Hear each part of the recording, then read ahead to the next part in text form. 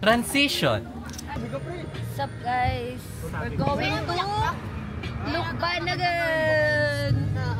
Oh, intro mo. Transition. Hi! Another day. Another gastos. We're going to Lukban na naman. Yes! On the way. Intro niya. Depressed na po si Raquel, oh. Ano ba? Wala po kasi siyang jowa. Tinama ako. Baka po may rereto kayo kay Raquel, ah. Ikaw. Mama, may rereto kayo dyan. Ano po siya? Matangkad. Anong height niya? Ano ba? Name? Raquel E. Canada. Ang kanya pong age ay 21. NPSB. Ano ang kanyang zodiac sign? March eh. March. Basta, to be followed po yun. Tapos, taga Buena Vista, ang height niya ay nasa 5'3". Weight niya ay, kaya mong buhatin anytime. Oh no! Kaya mong ilagis anytime. Kaya mong balibagin period. Kaya mo ibalibag. Sure go tayo. Mahanap ng kapat. Ayan, kulit. Video ko lang Transition. Hello guys, dito kami sa Lukban. We are walking. Ano? Here we go again. Andito po ang mga Lexus, mga Wigugang. Alam niyo ba guys? Nag-shooting ako dito. Picture kayo dyan, friends. Sabi ko nga, wala na, tatamad ako gumawa. Dito po yung spot namin, no? Ito po yung spot namin. So, nandito na po ulit kami sa Lukban. Hi guys, kasama ko si Raquel. Ano po, kakain na naman kami sa aming paboritong Old Center. Promotion to, aba, kunin nyo kaming promotion vid. Thank you. Transition.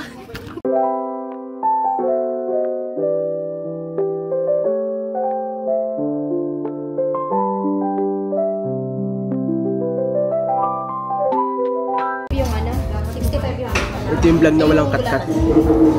Ito po yung reality show. 93 lang. So, may isong lipo tayo. Tatanungin na namin si Mami Oni. Ito po yung reality show ng Wigugang. Wala ka sa dining restaurant. Ano daw? Dining fining? Yung nga, i-recreate mo yun ko si Mami Oni. Tayo nasa fine dining restaurant. At ayun lang, hindi ko alam. Harap to ano? Lasang ano? Kalapit dyan dapat. Uy, malayo yan. Grabe ka. White lens to eh. Sabi naman, puro no. Kaya nga, di ba napakalapit? Kaya nga, kuya. Tama ka na. Kami naman. Ba't puro no na?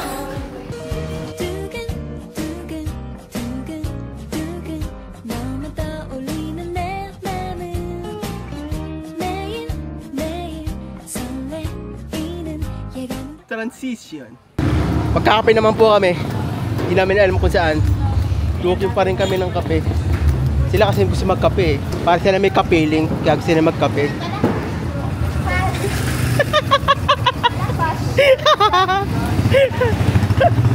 Transition! Hi! Nasa night market na kami sa Pacific para magkape. Aray, sobrang craving sa kape. Ayan. Transition. Kape! Hindi mabubuhay na walang kape. Nanggugulat eh. Transition. Pera ka ng kape. Pagpupuyat ka hindi. Ganun. So guys, let's have a coffee. Pag tayong apat na magkakasama, kapigang tayo. Kapigang. Puro kape. Wala kang kitalo. Di ba kuya, laging kapigang. Kapigang. Kasi pag lima naman tayo, igugang. Bakit? Maluog. Tingnan mo, natataktak yung coffee. Ay, coffee. Promo lang pala nila yung 65 ng Valentine's. Bilis magbago, ano? Oo. Transition!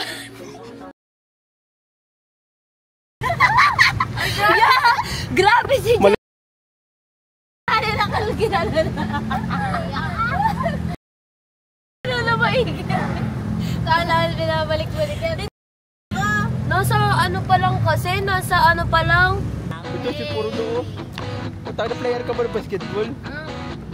Hanggang dito pa. Matang na hanggang dito pa naman. Basketball yan ha. 어제를 스치던 조각들은 오늘의 먼지가 되어 흩어져가 시원한 바람 난 여행을 떠나는 거야 비밀스러운 하수 빛을 따라 반짝이는 꿈들로 가득 찬 저 세상이 날 부르고 있잖아 Transition. Sa tingin nyo, ano yung mas better? Love who stays or love who comes back? Yeah. Who comes back? Stay! Yun na lang. Kasi kung talagang totoo, hindi mo naman kailangan iwan para kapag hindi mo iniwan, hindi magkakaroon ng comeback eh. Oh. Kaya mas prepare pa din. Okay. Sana all. Experienceado. Makapag-stay na nga. Wala kayo stay at home. Pero depende din. Depende din kasi sa patient. Bale mo yung, yung kailangan niyo muna mag-grow apart. Nag-stay ka nga, pero mas nasasakta naman kayo. Oh. Mahal mo, mahal ka. Oo, tayo na makatanong yan. Wedding bow? Oh, isa lang. Isa lang. Kaya nga may o, diba? Gusto ko mahal ko. Kilala ko kasi yung sarili Gusto ka ba? Ang tanong. Hindi ko siya mahal. I mean, gusto ko mahal ako. Kaya ko naman siya mahalin. Kasi depende sa iyo kasi dito sa pinapakita ng tao. Tsaka alam mo, sabi nila, mas nag-work ang relationship pag mas mahal ka ng lalaki. Mas ma-effort ang lalaki. Mas mabigay sila ng mga... Pag mahal ka ng lalaki. Tsaka kahit di sila mabigay, yung ano nila, yung mga love language like acts of service. Top tier. Acts of service talaga ba? Yung words of affirmation kasi, ano Mga puluhan. dati, ay ito. Yung words kasi Anong top 1, ano nyo? Top 1 na, ang tawag dun? Love language. At yung list, top 1 at top 5. Ano yun? Anong taon Di yun? ba kasi yun? Acts of service, physical touch, ano yun? Yung message. Ano yun? Affirmation. Acts of service, physical touch. Ano ba act of service? Ano yun? Yung mga ginagawa ng mga efforts. Ah. Acts of service, physical touch. Ano yung physical touch? Words of affirmation, yung mga words, yung pagsabi. Tapos, gift or giving or receiving gifts. At ano ba yung isa? Basta ako, acts, tapos love affirmation, tapos physical touch, tapos... Alam nyo dati, ikaw Rakal Nexa, sasagot ka Rakal Nexa. Alam mo dati, ang top 1 ko, words of affirmation. Ano yun? Kaso, inayawan ko ang words of affirmation. Why? Why? Well, kasi, pag nalaman ng taong mahal mo na words of affirmation ng love language mo, parang madali ka nang mauutok. Kaya hindi ko Ano yun? Madali nang alam na niya na, once na, ba, nag-away kayo, sabihin na lang, ay, sorry na, mahal kita. Wala na, ruro ka na agad. Magsisinungaling siya. Kaya hindi na yun yung top tier ko, hindi nalagay ko na siya nakahulihan. Physical touch ko, ika-4 lang. Physical touch ko 5. Ay, hindi eh. Pang 5 ko talaga eh. Ay, hindi pala. Giving 5, pang 5 ko yun. Pag receiving. Pero pag giving, gusto ko din siya sa 2. Pwede. Kaso isa lang kasi ang count mo eh. Ikaw Rakal, ano ang top 1 na top 5 mo? Top 1, yung pinakang gusto mo na maranasan or ibigay. Giving kasi Top gusto 5 kong yung isabay pinaka- sa words hindi mo affirmation. Ano nga yung pamay na yan? Words of affirmation, physical touch, acts of service, Yung sa love language na... receiving and giving gifts. Libusound ko yung isa.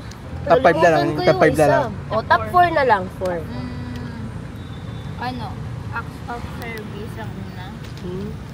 Very good, very good. Ang pangalawa ay word of affirmation na rin. Ano Kasi yun? minsan sa sa act of service, parang parang kasi mga lalaki na gentleman lang. Tapos Oo. kung hindi ka sure minsan kasi Ikaw na lang yun? mga ganun Pakapakitang motibo Oo, lang. dapat alam mo rin true words. Hindi naman kasi niya puro na sa sinasabi niya.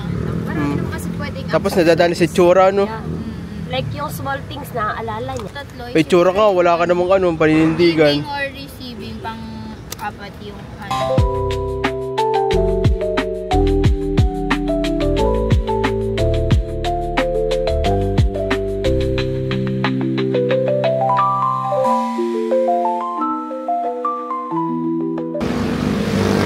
Try ko siya dati, papi lang daw.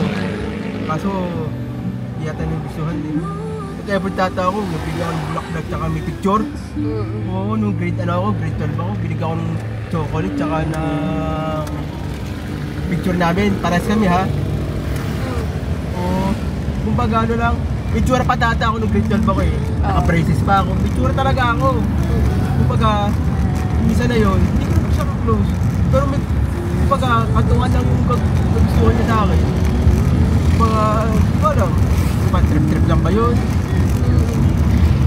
Minsan nga nakakaili na lang yung ibang tao nga nag-reflex sa sakmet. Sabi ko, grabe. Hindi ako na-cringe. Na ako nang papatanong ako nung when kaya. Ba't ako? Pero alam mo kuya, ngayon lalo na ngayon na malapit na kami ako sa graduating.